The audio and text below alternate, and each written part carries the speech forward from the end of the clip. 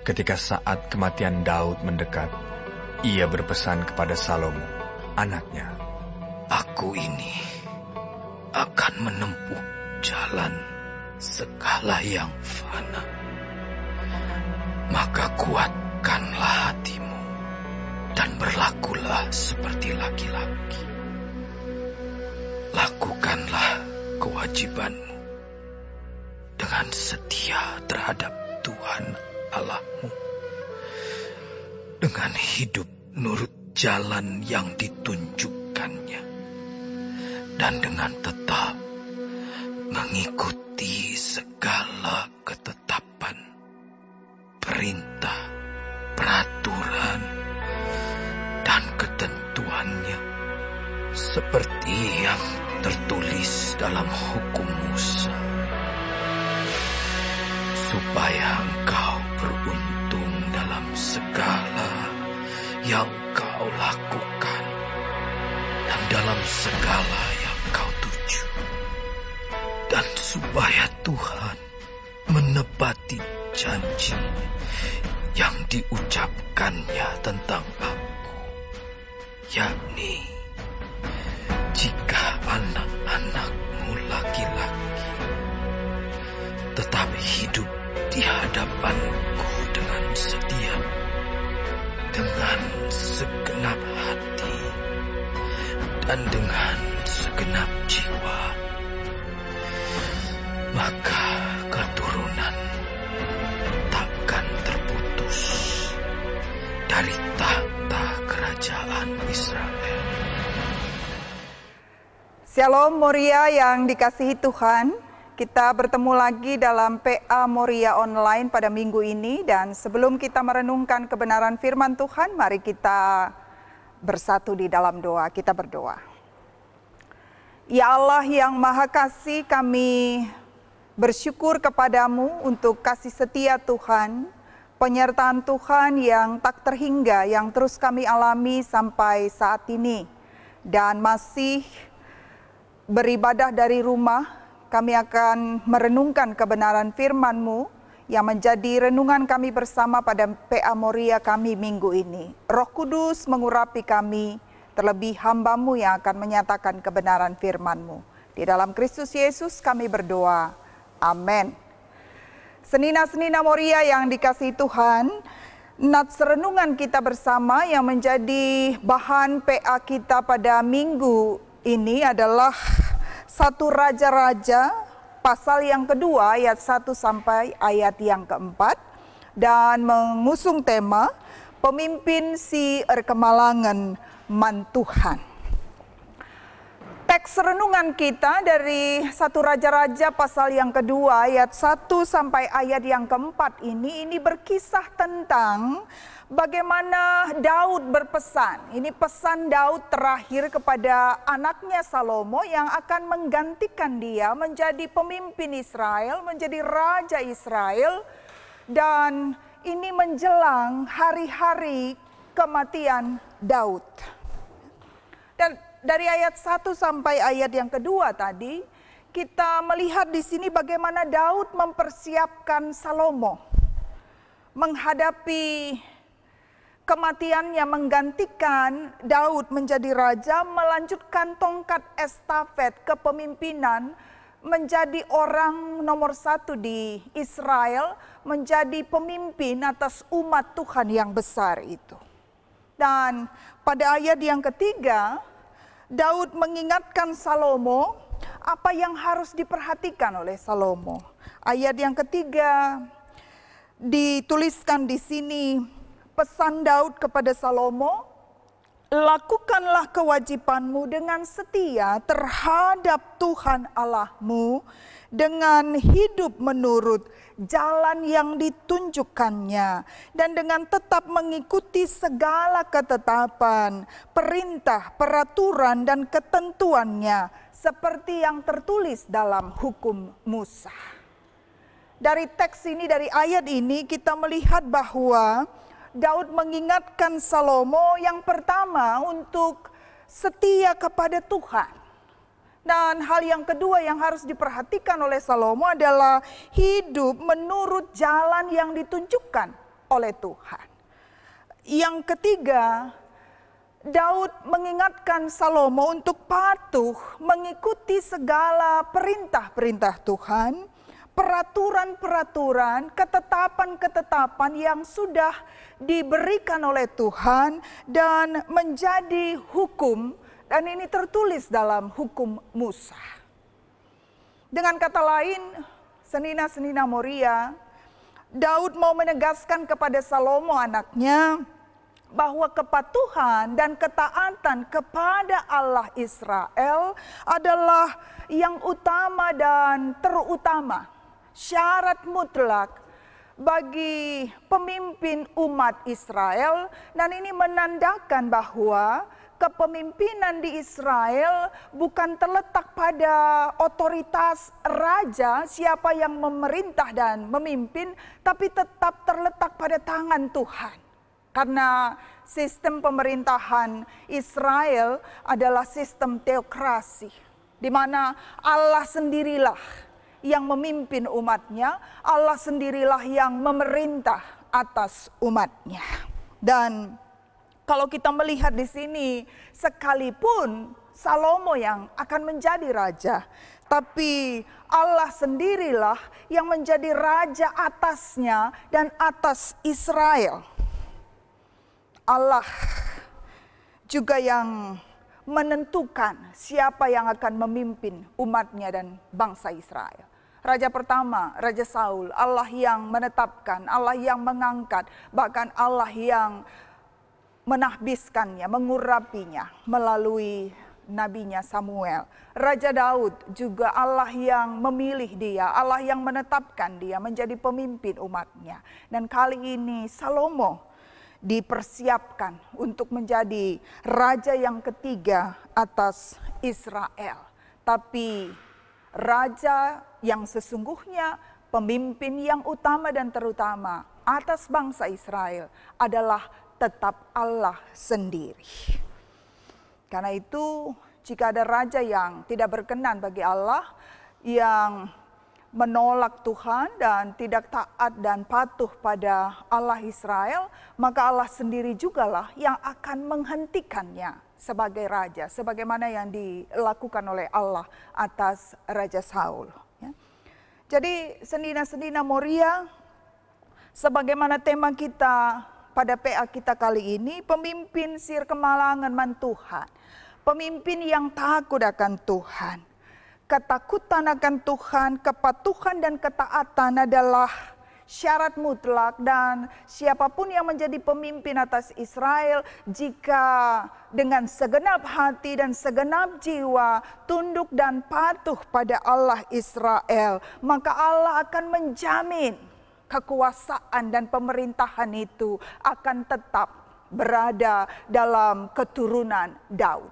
Ini janji Tuhan. Jika Salomo menjadi raja yang taat dan patuh setia pada Tuhan, maka Salomo akan menjadi raja yang beruntung dalam segala apapun yang akan dilakukannya. Itu tertulis pada ayat yang ketiga C.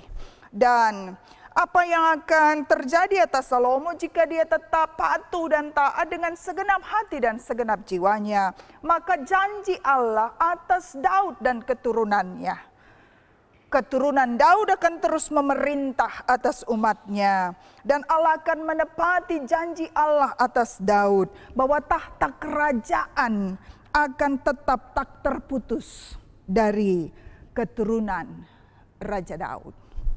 Demikian, dari teks ini kita belajar bagaimana Daud mempersiapkan Salomo, walaupun dia belum mati, belum mangkat sebagai raja, tapi Raja Daud sudah melakukan kaderisasi kepemimpinan atas anaknya yang akan menggantikan dia.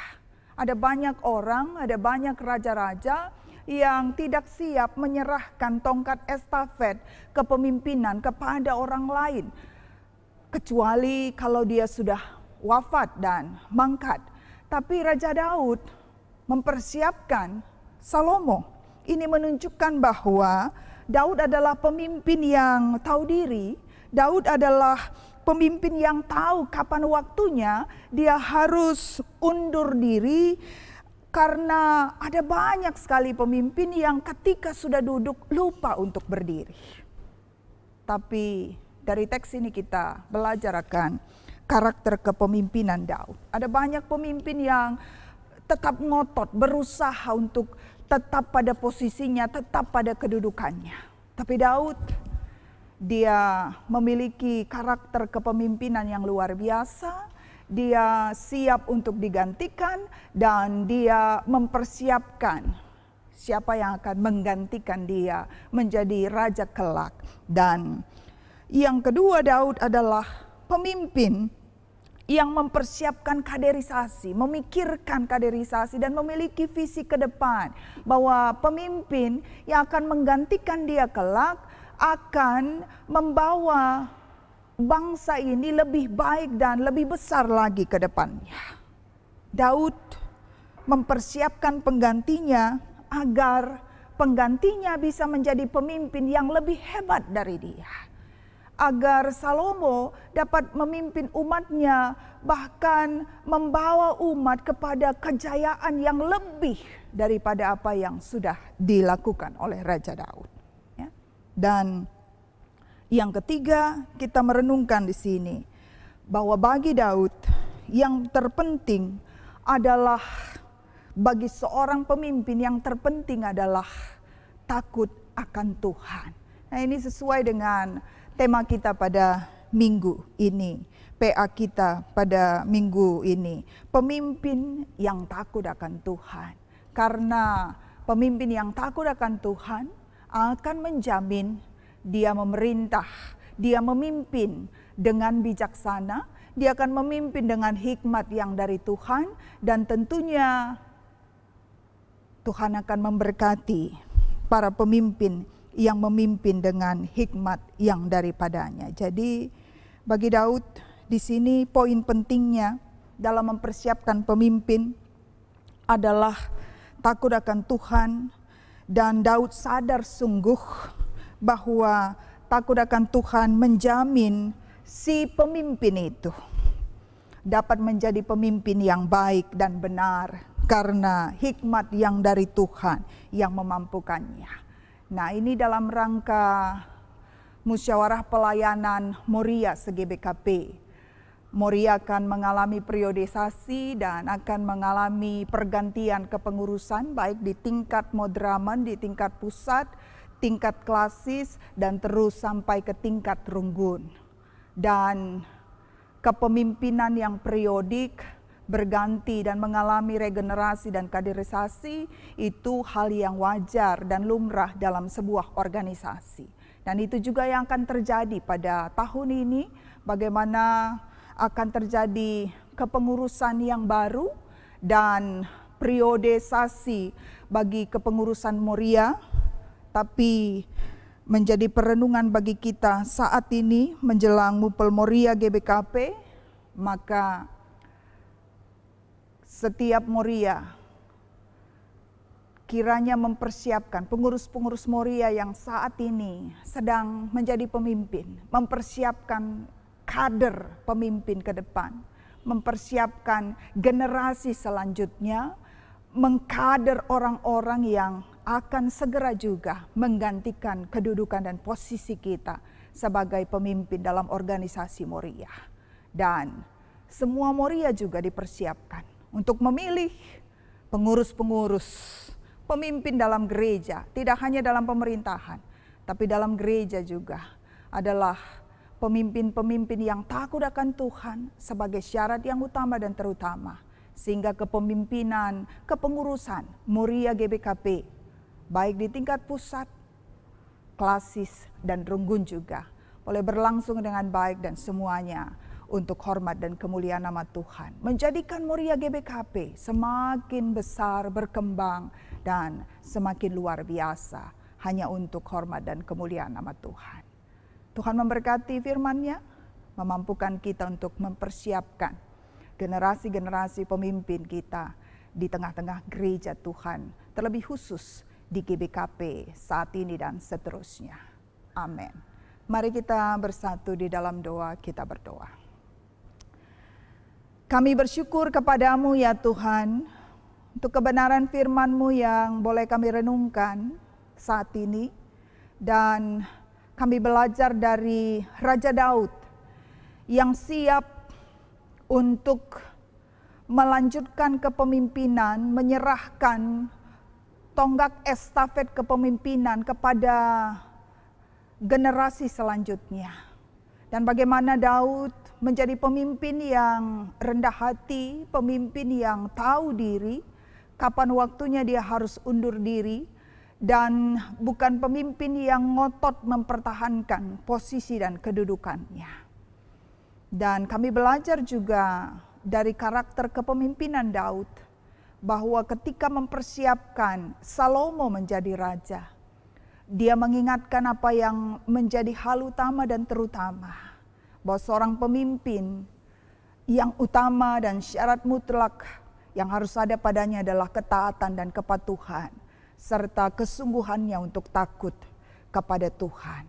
Terima kasih Bapa, kiranya ini juga menjadi renungan kami bersama untuk memilih kepengurusan Moria, mulai di tingkat Madramen pusat, Klasis dan Runggun nantinya, sehingga memasuki dan mempersiapkan diri menghadapi Mupel Moria, GBKP di tingkat pusat, Klasis dan Runggun juga memampukan kami untuk memilih pengurus-pengurus, pemimpin-pemimpin yang sungguh takut akan Tuhan dan benar-benar punya kerinduan melayani Tuhan, sehingga GBKP ini akan lebih baik ke depan. Terima kasih Tuhan, inilah doa syukur permohonan kami di dalam nama Yesus. Kami berdoa dan bersyukur. Amin.